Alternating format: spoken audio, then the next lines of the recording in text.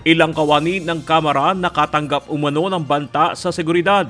Cyber attack sa website ng Kamara umigting din. Hindi namin alam, basta sinasabi lang na baka bombahin tong House of Representatives, mga ganun. But as I've said, we take all this threat seriously. So, kaya we have taken special precaution ngayon. Resolusyon na layong amyendahan ang ilang economic provisions ng saligang batas sinimulan ng dinggin ng Senado. Mga senador hindi magpapadala sa anumang pressure kaugnay ng anumang deadline sa pagpasa ng resolution of both houses number 6. We will not be falling into a trap on any deadline because to discuss such an important matter needs time. It needs study. It cannot be rushed like any regular bill that is just approved without thinking. Representative Franz Castro dumulog sa Department of Justice upang hilingin na baligtarin ang pagdismiss ng piskal sa kanyang reklamong grave threats laban kay dating Pangulong Rodrigo Duterte. Nakita ko talaga na napaka-unfair noong naging desisyon. No, hindi man lang binayaan muna na magkaroon ng trial para makita natin talaga yung katotohanan. PBOX wala pang nakikitang indikasyon para itaas ang alerto sa Mayon Volcano. Phreatic eruptions ng Mount Mayon asahang mauulit pa. Sa ngayon po, wala kami nakita indication na nag-escalate or tumataas yung level of activity ng Mayon Volcano. Pagtaas ng presyo ng bigas bumilis ngayong Enero kahit na bumaba ang inflation rate ng bansa. Una, dito sa ating trade data, kung titingnan natin yung importation ng rice natin, ay mataas talaga yung presyo ng bigas sa world market. Mga senador hinamon ng House Majority Leader na ihayag sa publiko ang tunay na posisyon sa usapin ng pag-amyenda sa saligang batas.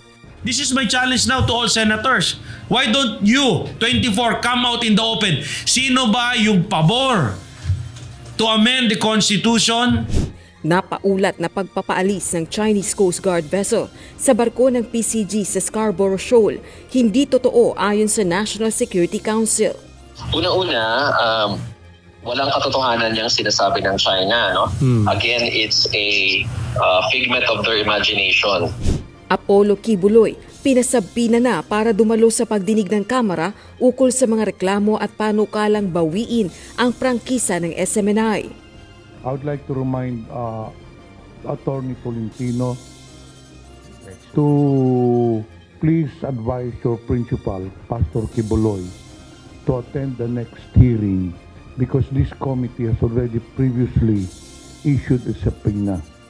Failure on his part to appear during the next hearing, this committee might be constrained to issue a contempt order to him. So paki-advise na lang po para hindi na tayo dumating doon. Suporta sa modernization project sa Mindanao tiniyak ni Pangulong Ferdinand Marcos Jr. Mga ahensya ng gobyerno inatasan ng Pangulo na tapusin na ang lahat ng water projects. It is a strong reaffirmation of our commitment to develop the Davao region. It is a demonstration of our resolve to deliver what people in all regions deserve. A mass transportation system that can move commuters and commerce efficiently. Arrest warrant laban kay dating Pangulong Rodrigo Duterte maaaring manggaling umano sa local court ayon kay Attorney Harry Roque. Office of the Solicitor General, wala pang natatanggap na impormasyon hinggil sa pag-aresto sa dating Pangulo. Yung pag-aresto na lokal, meron din po akong multiple sources na kapanipaniwala din. Ang hindi na lang daw sigurado paano at kung paano masoserve sa kanya. PNP hindi isisilbi ang warrant of arrest ng ICC kay dating Pangulong Rodrigo Duterte sakaling meron mang lumabas. They could issue a warrant of arrest to anyone but yung enforcement is another thing. Pagdagsa ng mapanganib na deepfakes habang papalapit ang eleksyon, ibinabala. Mas advanced lang po ngayon yung cognitive warfare because they can mimic actual personalities. This is the use of fake news or disinformation in order to shape the people's opinion. Nasa 700 overseas Filipino workers na kasama sa mga nawala ng trabaho sa Saudi noong 2015 at 2016 makatatanggap na ng kabayaran ngayong Pebrero. So around 700 checks still awaiting clearance at this stage. And of course, as I mentioned, there are still many who are yet to receive the checks, and we are again helping them along these lines and coordinating with the Saudi side along these lines. Panawagang ihiwalay ang Mindanao sa Pilipinas, tiyak na mabibigo lamang ayon kay Pangulong Ferdinand Marcos Jr. Panukalang charter change tiniyak na lilimitahan lamang sa economic provision ayon sa Presidente. The new call for a separate Mindanao is doomed to fail, for it is anchored on a false premise, not to mention a sheer constitutional travesty. Mga kongresista, para umanong binubuli ang mga senador dahil sa walang tigil na patutsada ayon kay Senator Sonny Angara. Di ba, pag binubuli ka na, hindi ka sasagot? Di ba naman pwede? Kaso ng sextortion sa bansa, patuloy na tumataas. Lalaking iniwan ng girlfriend, arestado dahil sa pananakot sa dating nobya. He recorded the sexual activities ng dalawa. So, kaya nung makipaghiwalay na yung babae, ayaw nung lalaki. Ang ginawa niya, pinadala niya sa mga kakilala niya, and then pinadala niya din ito dun sa babae. Konsiderasyon sa pagpapatupad ng PUV franchise consolidation muling iniapela. DOTR, iginiit na suportado ni Pangulong Ferdinand Marcos Jr. ang PUV franchise consolidation. Why there is an obsession with the consolidation of franchises. At sa tingin ko, kung safety ang issue, mas maganda po kung individual ang prangkisa. Simple lang po. Agree po tayo, consolidated ang operations. Pero para sa akin, individual dapat ang prangkisa. Itong programa ay simulan noong 2017.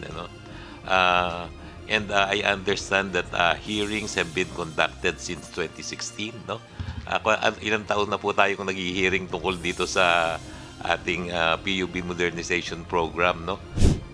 Taas pasahe sa MRT3, target ng Department of Transportation na maipatupad sa second quarter ng 2024. Lahat nagtaas na, no? Ang kuryente, lahat. So sobrang napag-iwanan na rin ang fare ng railways, no? In fact, kahit na maaprubahan ang aming proposal, magiging mababa pa rin tayo actually kesa sa mga aircon buses.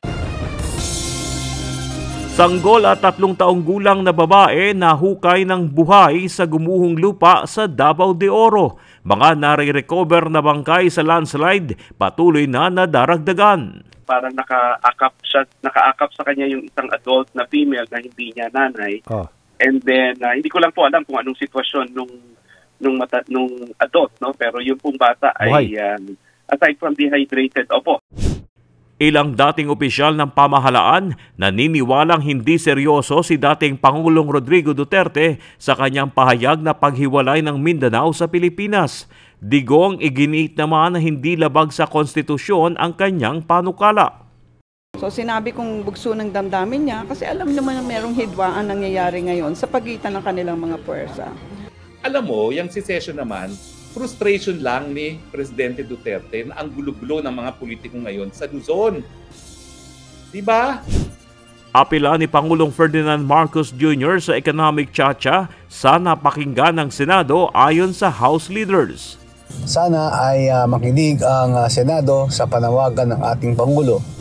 At pagkansela ng passport ni expelled Negros Oriental Congressman Arnulfo Teves Jr. ipinag-utos na ng Korte.